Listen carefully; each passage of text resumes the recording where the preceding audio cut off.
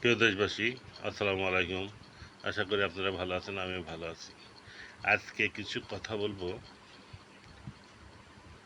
গতকালকে বাংলাদেশ বনাম সিঙ্গাপুরের যে ফুটবল ম্যাচ অনুষ্ঠিত হয়ে গেল ঢাকা ন্যাশনাল স্টেডিয়ামে,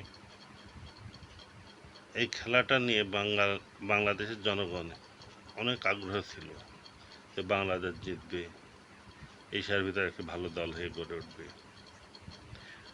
আসলে আপনারা ভেবে দেখুন, বাংলাদেশ কিন্তু সিঙ্গাপুরের চেয়ে অনেক ভালো খেলেছে। যদিও তারা 2-1 গোলে বাংলাদেশ পরাজিত হয়েছে। খেলাতে হার জিত থাকবে, এটাই সত্য, কিন্তু অধৈর্য হলে হবে না। কালকে হামজা, সমুচ্ছম এবং ফাহমিদুল যেভাবে খেলেছে, আর আমাদের কিছু কিছু পয়েন্টে আমাদের বাংলাদেশি দলের দুর্বলতা আছে, যেটা একসঙ্গে তারা অ্যাটাক করতে পারে না।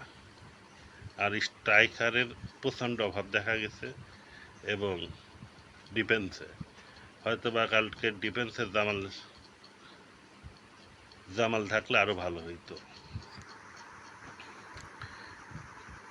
আর দ্বিতীয় নাম্বার হচ্ছে, আমাদের বাংলাদেশ বংশোদ্ভূত যে প্লেয়ারগুলো বিদেশ থেকে আসছে, তারা এসেই দলে যোগ দিচ্ছে। আসলে বাংলাদেশ দলের সাথে তারা তেমনভাবে কোনো ম্যাচ খেলেনি, বা কেউ হয়তো একটা খেলেছে।